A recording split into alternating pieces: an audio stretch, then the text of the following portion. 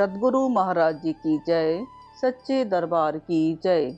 आज हम दिव्य ज्योति जागृति संस्थान की मासिक पत्रिका अखंड ज्ञान से साप्ताहिक सत्संग प्रस्तुत करते हैं और परम पावन आशुतोष महाराज जी से प्रेरित हैं। आज का विषय है आपको आपके उसूलों ने क्या दिया, जो नवंबर 2014 की अखंड ज्ञान पत्रिका से प्रेरित है। एक बिजनेस टाइकून यानी कि बहुत बड़े उद्योगपति ने एक शानदार पार्टी आयोजित की।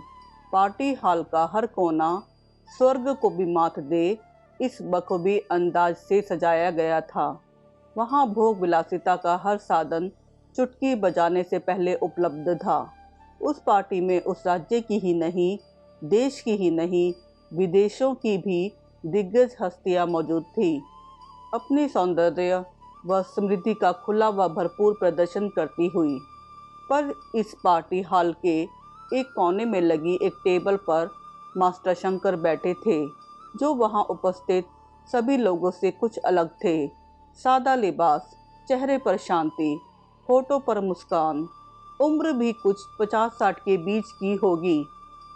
एक ट्रे में 10 से ज़्यादा वैरायटी की विदेशी शराब लिए एक वेटर उनके पास पहुंचा, पर शायद उन्होंने देखते हुए भी उसे नहीं देखा। वे वहां थे ही नहीं। उनका मन 28 साल पहले की दुनिया की सैर कर रहा था। उनके हृदय पटल पर घूम रहे थे वे दृश्य जब वे उस राज्य के सबसे नामी गिरामी स्कूल अभ्युदय में हिंदी साहित्य के शिक्षक थे। आज का यह बिजनेस टाइकून उस समय उनकी कक्षा का एक छात्र होता था। उसका नाम मुकेश पात्रा। अभ्युदय में दाखिला उन्हीं बच्चों को मिलता था जो बहुत मेधावी व गुणी होते थे, लेकिन मुकेश इस नियम का अपवाद था। उसका दाखिला उसकी काबिलियत के आधार पर नहीं, बल्कि उसके पिता के पैसों और ओहदे की ताकत पर हुआ था। इसी बात का मुकेश को घमंड था और शंकर जी को दुख। उन्होंने बहुत कोशिश की कि वे मुकेश का ध्यान मौज मस्ती और खेल कूद से हटाकर पढ़ाई और किताबों की तरफ ला सके, पर ऐसा हो न पाया। एक दिन हिंदी भाषा के सम्मान में बहुत बड़ी प्रतियोगिता रखी गई। इसे जीतने वाले को एक अद्भुत उपाधि से नवाजा जाने वाला था। उपाधि थी आधुनिक भारत का सांस्कृतिक पुत्र। सभी विद्यार्थी इस प्रतियोगिता में भाग लेने को उत्सुक थे, इसलिए सभी ने जोरों शोरों से तैयारी आरंभ कर दी। जब मुकेश को इस प्रतियोगिता के बारे में पता चला तो उसका अहम इस पद को पाने के लिए लालायित हो उठा। उसने शंकर जी के आगे अपनी इच्छा रखी। उन्होंने कहा, पूरे विद्यालय में सबसे होनहार विद्यार्थी ही इस पद को पा सकता है, क्योंकि यह पद किसी कीमत पर ना बेचा जाएगा और ना किसी ओहदे के डर से किसी अयोग्य को दिया जाएगा। बस इस दिन के बाद तो मुकेश के जीवन में कायाकल्प देखा गया। वह हर कक्षा में उपस्थित रहने लगा। शंकर जी जब भी राउंड पर निकलते तो मुकेश को पढ़ता हुआ पाते। मुकेश प्रतियोगिता के सेमीफाइनल तक पहुंच गया। अब फाइनल में केवल 3 प्रतियोगियों का चुनाव होना था। मुकेश चौथे स्थान पर था। शंकर जी को लगा, इस प्रतियोगिता को जीतने के लिए मुकेश ने स्वयं को कितना बदला है, वह सही रास्ते पर चल रहा है। पर यदि इस प्रतियोगिता को नहीं जीत पाया तो वह फिर से पुराना वाला मुकेश बन जाएगा। यही सोचकर शंकर जी ने जिंदगी में पहली बार अपनी ईमानदारी से समझौता किया। उन्होंने मुकेश के अंक बढ़ाकर उसे भी तीसरा स्थान दे दिया। फाइनल प्रतियोगिता का दिन स्कूल का ऑडिटोरियम बच्चों और शिष्यों से भरा हुआ था। मंच पर खड़े थे 4 प्रतियोगी, जिनमें से एक मुकेश भी था। थोड़ी ही देर बाद प्रतियोगिता आरंभ हुई। शंकर जी ने एक एक करके प्रश्न पूछने शुरू किए। सभी प्रतियोगी बड़ी सूझबूझ से सोच समझकर उत्तर दे रहे थे। एकाएक शंकर जी ने गौर किया कि मुकेश को ज़्यादा ही चुस्ती, जल्दी और विश्वास के साथ हर प्रश्न का उत्तर दे रहा है। कैसे? कहीं इसने छल तो नहीं किया? पैसे के बल पर प्रश्न पत्र पहले ही हासिल तो नहीं कर लिया? उन्हें एक तरकीब सूझी। उन्होंने कहा, अब मैं आखिरी प्रश्न पूछूंगा, जो इसका उत्तर सही सही दे देगा वही इस प्रतियोगिता को जीतकर उपाधि को पा सकेगा। फिर उन्होंने वह प्रश्न पूछा जो प्रश्न पत्र में था ही नहीं।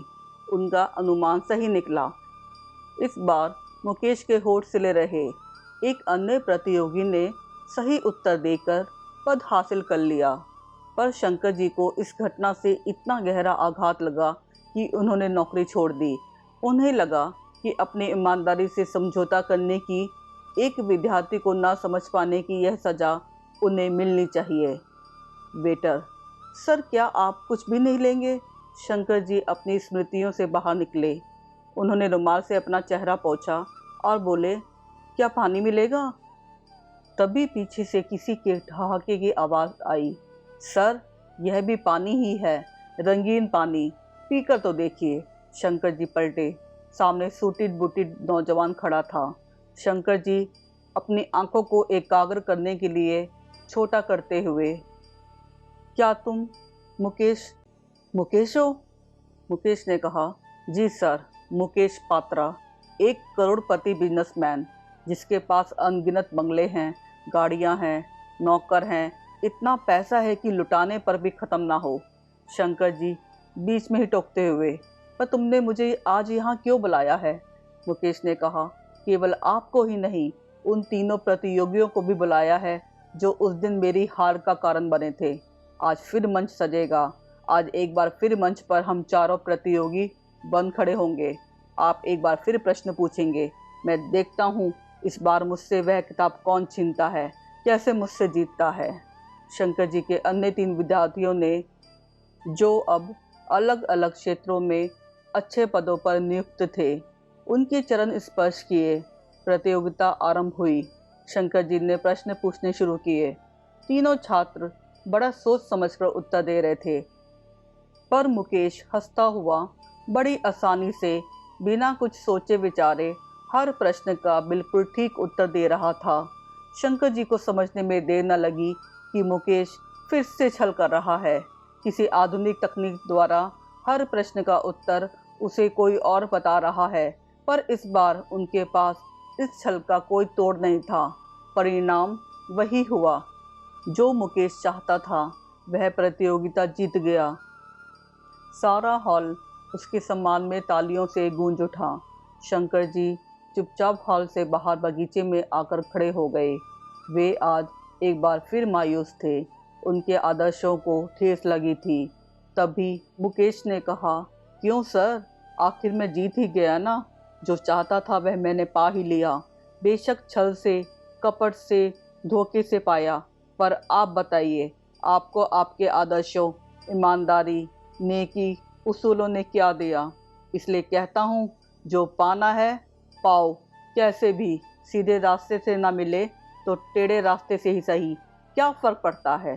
तभी पेड़ के पीछे से 8 साल का एक बच्चा सामने आया। उसकी नन्ही आंखों में आंसुओं का सागर था। वह सुबकते हुए बोला, पापा, आज मैं कितना खुश था। अपने सारे दोस्तों को बता रहा था कि मेरे पापा कितने इंटेलिजेंट हैं। मैं यहाँ आपको ढूंढते हुए आया ताकि आपको गले लगाकर प्यार कर सकूं। पर पापा, आपने चीटिंग की है, छल से कंपटीशन को जीता। आप मेरे हीरो नहीं हो। मैं कभी आपसे बात नहीं करूँगा। मुकेश ने कहा, कार्तिक, रुको तो सही, मेरी बात तो सुनो। तुम्हारे पापा तुमसे बहुत प्यार करते हैं।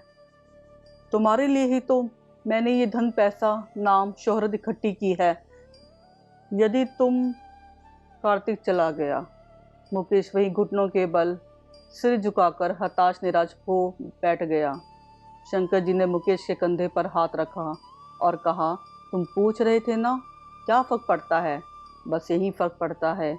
मेरी ईमानदारी और आदर्शों ने बेशक मुझे धन, गाड़ी, बंगला नहीं दिया, पर मुझे अपनों से इतना प्रेम और सम्मान दिलाया है कि कभी किसी चीज़ की कमी नहीं खली। वही तुम धन के अंबार के बीच भी अपनों के प्यार और दूसरों से सच्चे सम्मान को पाने के लिए तरसते हो और रहोगे। यही फ़र्क है। सद्गुरु महाराज जी की जय। सच्चे दरबार की जय। इस तरह के और अधिक लेख पढ़ने के लिए हमारी मासिक पत्रिका अखंड ज्ञान 3 भाषाओं, हिंदी, अंग्रेजी और पंजाबी में उपलब्ध हैं। आप नीचे दिए गए लिंक पर क्लिक करके पत्रिका की सदस्यता ले सकते हैं।